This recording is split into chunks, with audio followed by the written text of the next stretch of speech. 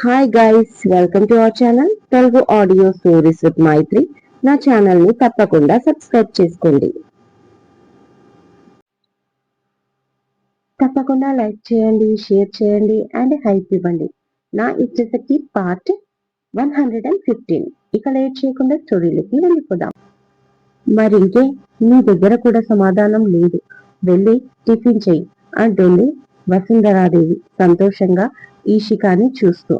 దూరంగా ఉన్న షర్మిల, పద్మజలు ఆ మాటలకు ఈషికాని చూసి కుళ్ళుకుంటారు. అప్పుడే మేడం, మీకు టిఫిన్ రెడీగా ఉంది, రండి అని పిలుస్తుంది తమన్నా భాటియా. ఆమెను అక్కడ చూసి ఈషిక కొంచెం షాక్ అవుతుంది. డాడీ, డాడీ, ఆ కదిర్ మళ్ళీ కాల్ చేశాడు డాడీ అంటూ కాల్ చేసింది షీల. నీకు పిచ్చి పట్టిందా? ఎందుకు ఇలా నా ప్రాణం తీస్తున్నావు?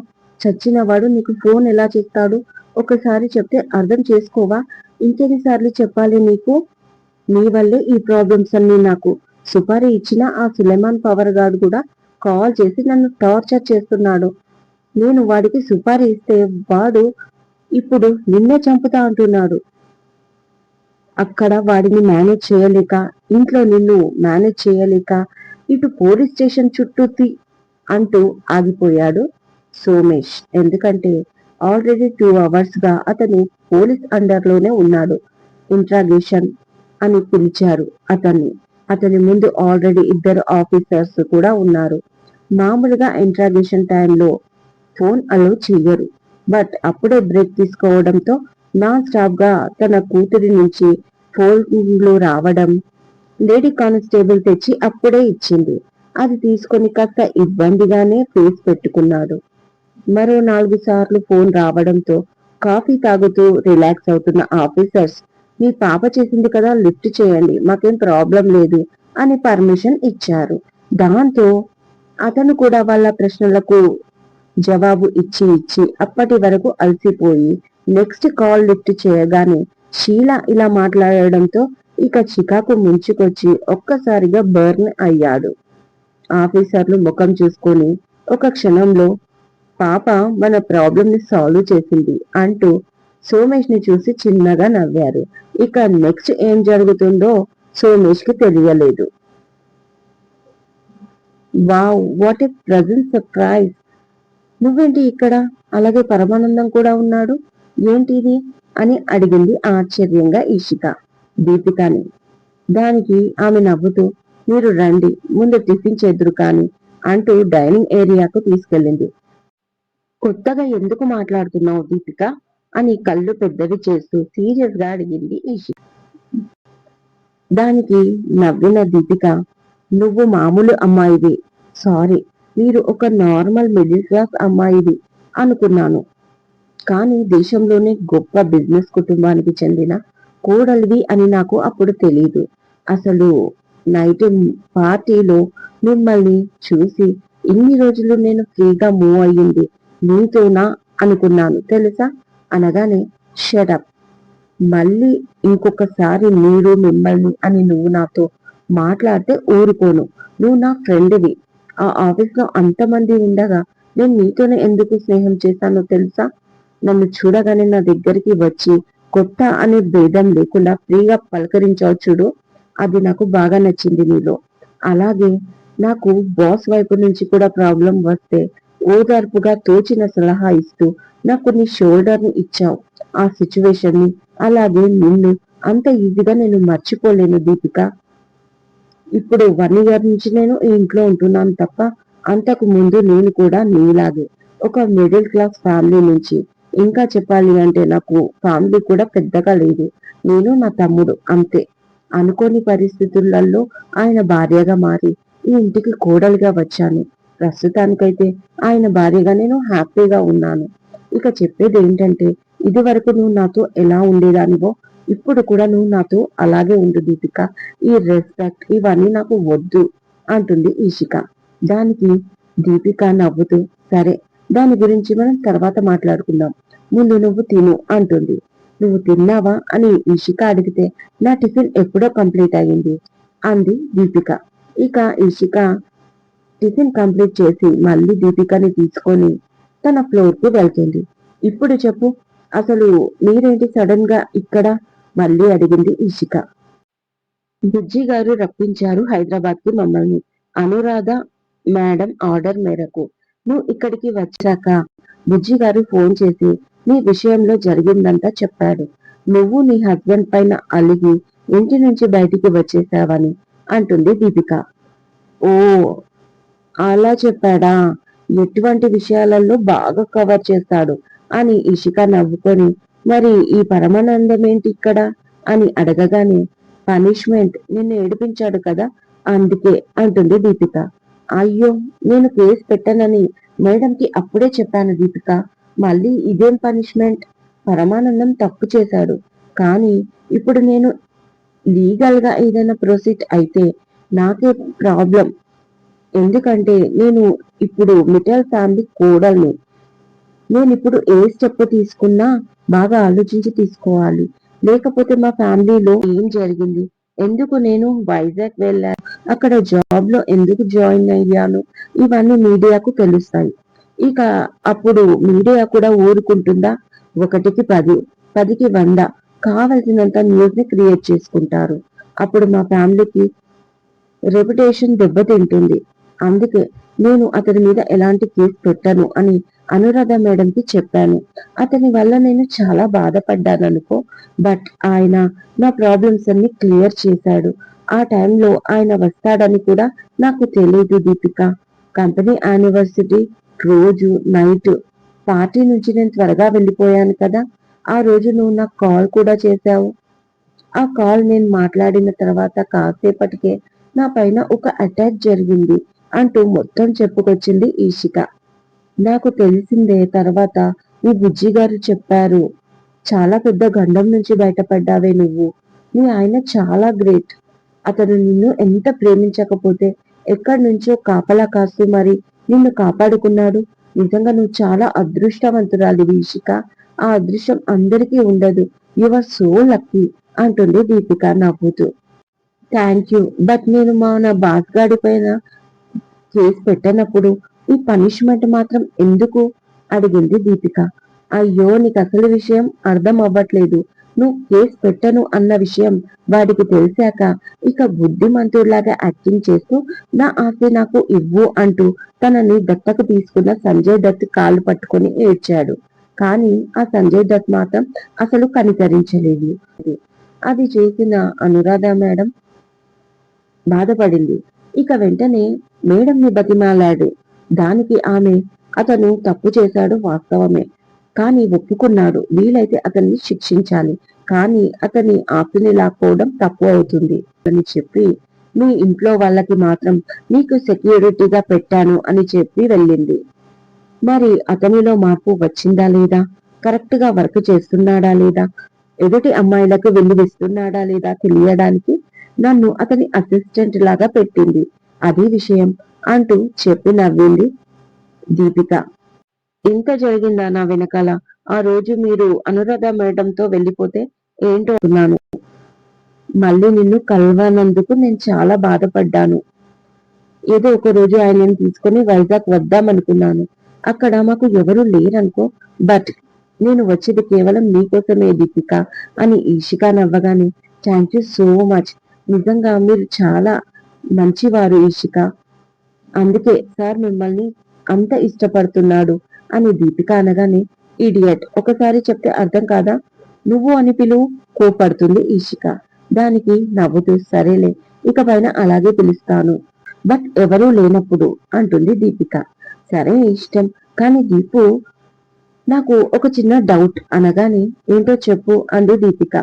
ఆ పరమానందం తన ఆస్తిని మొత్తం సంజయ్ దత్ పేరు మీద రాసేశాడు, ఓకే, కానీ సంజయ్ దత్ అనేవాడే లేనప్పుడు వాడి పేరు పైన ఆస్తి ఎలా వెళ్తుంది అని అడిగింది ఈషిక.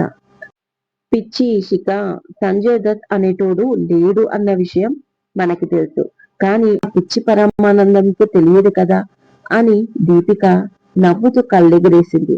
అయ్యో పాపం, పిచ్చోని చేస్తున్నారు కదా అంటుంది ఈషిక తన ధోరణిలో.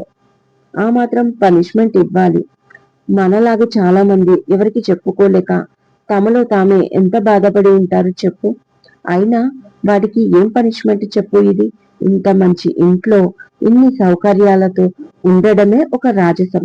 కిచెన్ లో వేరే వాళ్ళు వండినవి తీసుకొచ్చి నీకు నీ తమ్ముడికి సర్వ్ చేయాలి. మీరు తిన్న తర్వాత ప్లేట్లు తీయాలి. అదొక పనేనా? అని రీసెంట్ గా నాకు ఒక విషయం తెలిసింది అంటుంది దీపిక డల్ గా. ఏంటి? అడిగింది ఈషిక.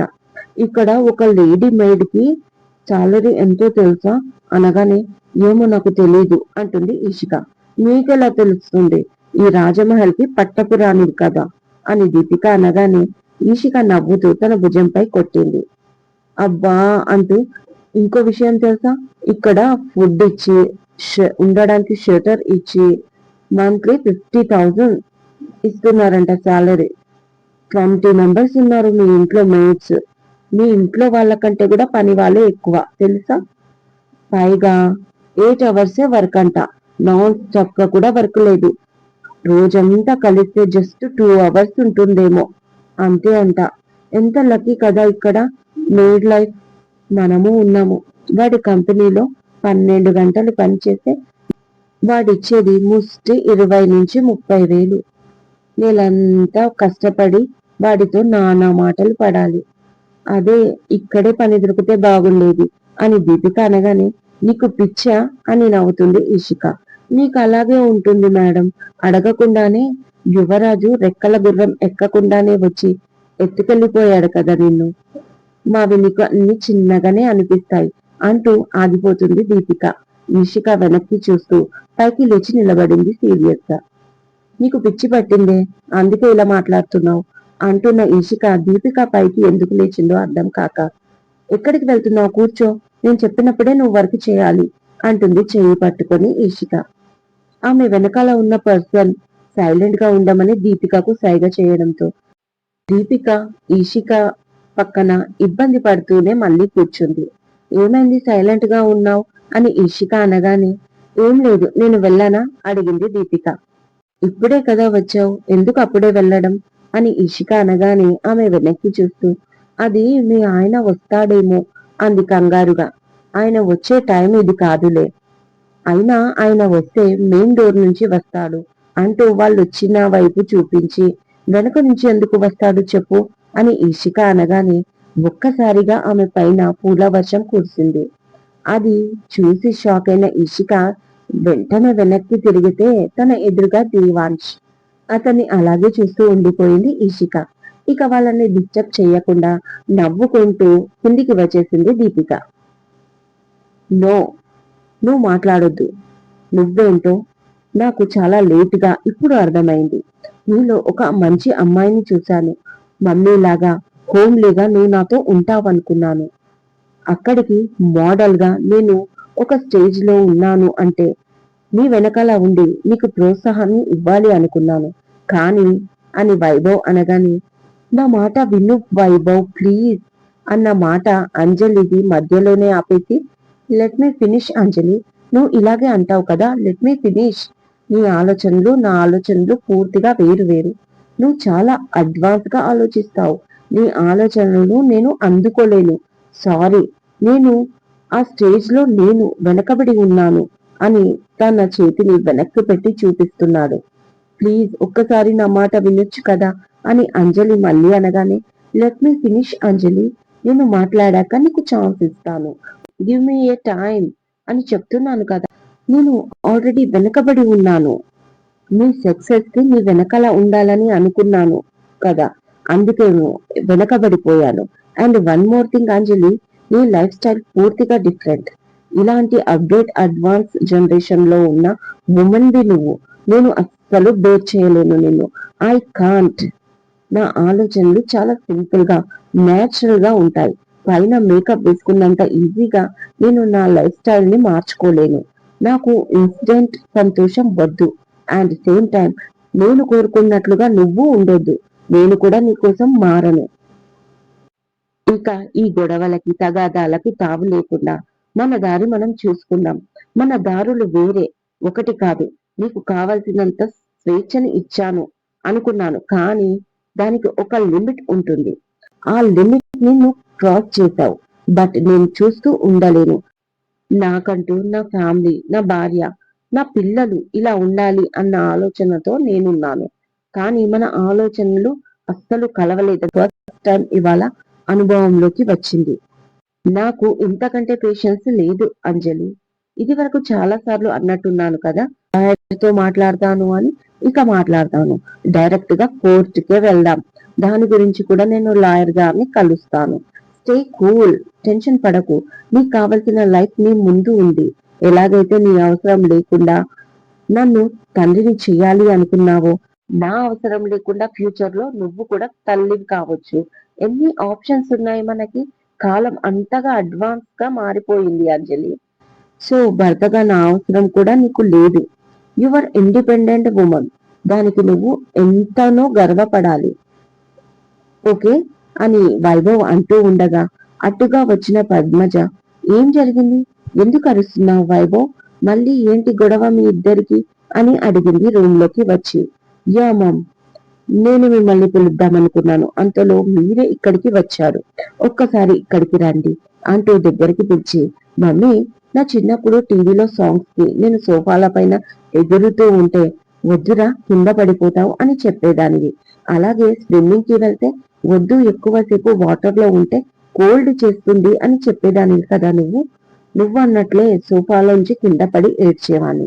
అలాగే కోల్డ్ చేస్తే మళ్ళీ నువ్వే నాకు కషాయం చేసి తాగించేదాన్ని కదా అని వైభవ్ అనగానే, అవును అయితే అడిగింది పద్మజ అర్థం కాక. నీ మాటే కరెక్ట్. అప్పుడే కాదు ఇప్పుడు కూడా నేను పిచ్చోడిలాగా నువ్వు చెప్పిన మాట వినలేను. ఈ అమ్మాయి నాకు కరెక్ట్ అనుకున్నాను. ఇప్పుడు తెలిసింది మమ్మీ, నువ్వే కరెక్ట్, 100% కరెక్ట్ అని వైభవ్ అనగానే ఆశ్చర్యపోయింది పద్మజ. అంత సీరియస్ గా మాట్లాడుతున్నాడేంటి అని అనుకుంటూ అంజలి వైపు చూసింది. నువ్వే కరెక్ట్. అప్పుడు తెలివి లేక నీ మాట వినలేదు. ఇప్పుడు కూడా పిచ్చి పట్టి నీ మాట వినలేదు. I'm so sorry ma'am. నేను అంజలికి డివోర్స్ ఇవ్వాలి అనుకుంటున్నాను. అండ్ తన ఒపీనియన్ కూడా అదే అని వైభవ్ అనగానే, తొక్కల ఒపీనియన్, దాంది ఎవరికి కావాలిరా? నువ్వు ఒప్పుకున్నావు చూడు, అది నాకు కావాలి అని పద్మజ మనసులో అనుకుంటూ, ఏం మాట్లాడుతున్నావు నాన్న? అసలు ఏం జరిగింది అని అడిగింది పైకి యాక్టింగ్ చేస్తూ పద్మజ. అసలు ఏం జరిగిందంటే అని అంజలి అనగానే, ఒక్క నిమిషం, నేను నా కొడుకుతో మాట్లాడుతున్నాను అంజలి. ముందు నా బిడ్డ బాధ ఏంటో తెలుసుకొని ఆ తర్వాత నీ గురించి ఆలోచిస్తా. చెప్పు నాన్న, ఏం జరిగింది అడిగింది మళ్ళీ పద్మజ. ఏం జరిగిందో తర్వాత విషయం మమ్మీ, అన్ని క్లియర్ గా తర్వాత చెప్తాను. ముందు మనం లాయర్ని కలవాలి. నాకు డివోర్స్ కావాలి. తను నాకు వద్దు. తన ఫేస్ నేను చూడాలి అనుకోవడం లేదు అంటూ గట్టిగా అరుస్తున్నాడు వైభవ్. పైగా ఎప్పుడూ లేనిది అతని కళ్ళల్లో వాటర్. అది చూసి ఇక ఊరుకోలేకపోయింది పద్మజ. అండి ఇవాళటి ఎపిసోడ్. ఈ ఎపిసోడ్ మీకు నచ్చినట్టు అయితే నాకు కామెంట్ లో చెప్పండి. అలాగే లైక్ చేయండి, షేర్ చేయండి, హైప్ ఇవ్వండి, సబ్స్క్రైబ్ చేసుకోండి నా ఛానల్ని. మరొక మంచి ఎపిసోడ్ తో మీ ముందు ఉంటాను. మైత్రి.